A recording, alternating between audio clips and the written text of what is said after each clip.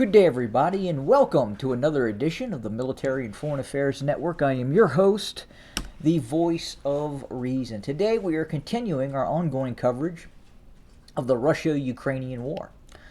And today, I wanted to have a look at the strategic situation on the ground near Kherson.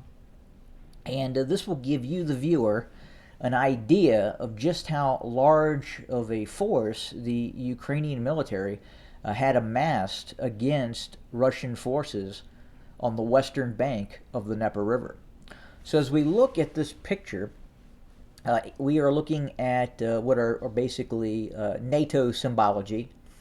For instance, this square here with the X on top indicates a brigade-sized formation. If you look at most of these units that have rushed in to Kherson, most of these units are of a brigade-sized element. You have tank brigades, such as the 17th Tank Brigade. You have air mobile units that are not being used in a traditional air mobile type capability. They are used as more or less elite mobile infantry on the ground using armored fighting vehicles or MRAPs or armored personnel carriers or even trucks in some cases. And in this case, you have the 46th Air Mobile Brigade. If you look here, you have multiple mechanized brigades as well. So there are roughly 16 to 17 brigade-sized formations in the Kherson area that have moved in to very, very close to the Dnieper River. This force is believed to be in excess of 60,000+ troops. Usually a brigade, a Ukrainian brigade, could have anywhere between 1,700 and upwards to 5,000 personnel, depending on how many reservist infantry battalions have been attached to said brigade. So it's difficult to ascertain the true size of each one of these combat elements. Obviously, many of these units have also taken significant casualties, especially the likes of the 17th Tank Brigade, 28th Mechanized Infantry Brigade. Many of these heavy formations have lost quite a bit of equipment through ongoing attrition. But again, you are looking at quite a bit of infantry formations, infantry battalions attached to many of these units. So again, you're looking at anywhere from 60 to 70,000 Ukrainian troops in this area, whereas the Russians were holding the western bank with roughly 20 to 30,000 personnel, most likely 20,000, and maybe even a little less at times as well.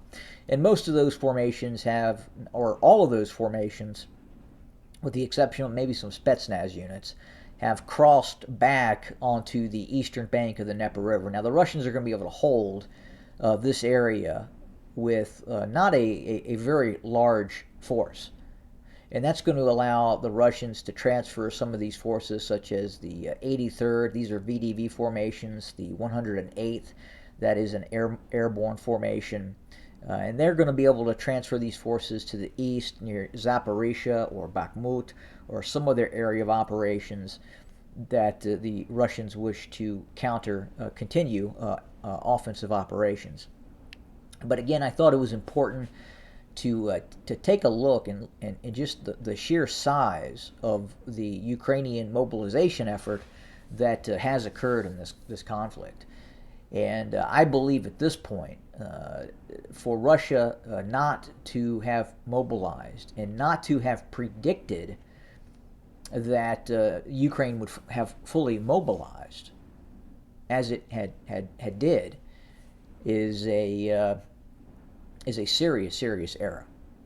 And if you go back to some of my earlier videos leading up to the actual war, I had discussed that this conflict could get incredibly messy, especially if Russia went all in, was looking at either taking control of all territory east of the Dnieper River, or worst case scenario, they had decided to take Kiev and take all of Ukraine. I did not believe at the start of this conflict that Russia would have that capability without fully mobilizing and preparing for such a large-scale conflict. Now, I did believe that Russia would have been able to seize control of the eastern bank of the Dnieper River.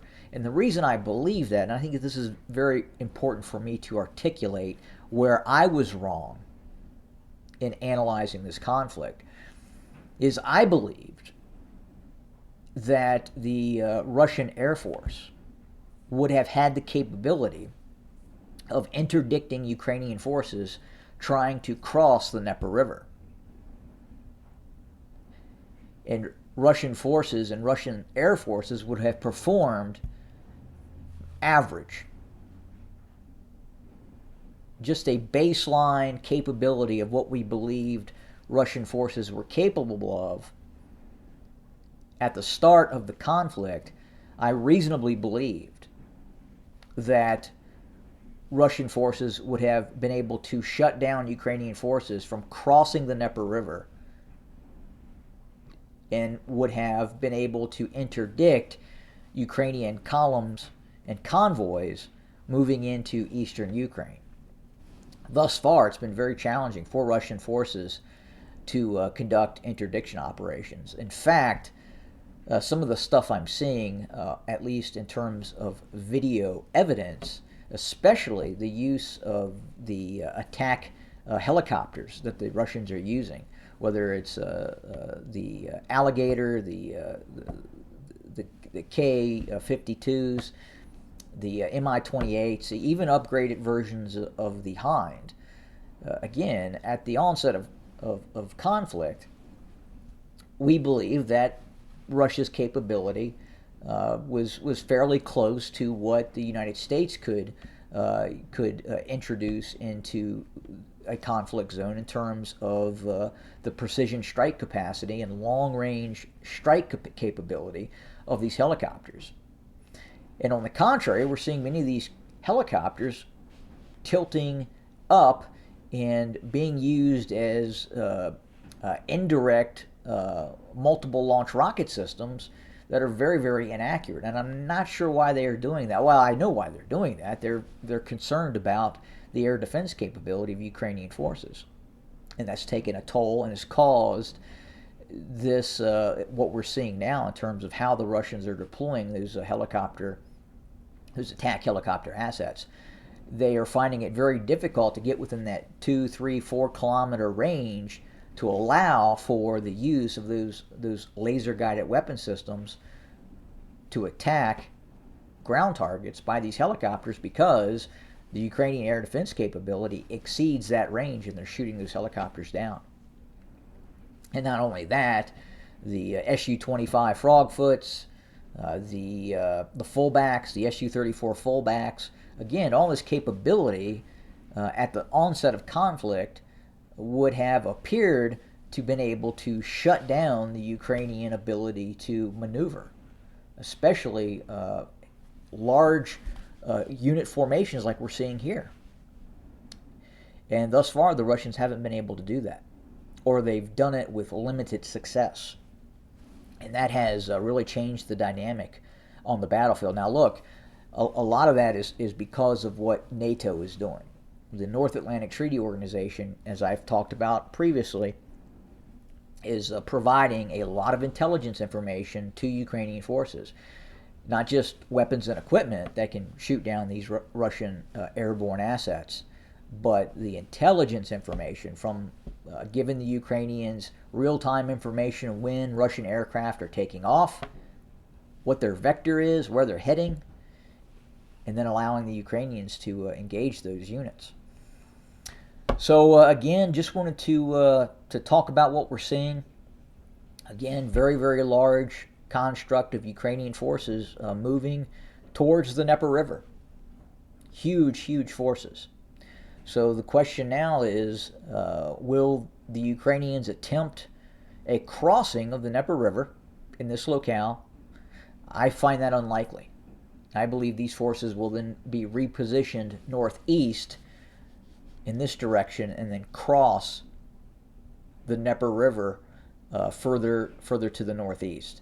and then they will introduce these forces in all probability in offensive operations in the direction towards maybe Bakhmut or even Zaporizhia, just to the east of this locale. So we'll continue to monitor, report, and bring you coverage of this ongoing war. Again, thank you for joining us today, and more to come very, very soon. Have a good day.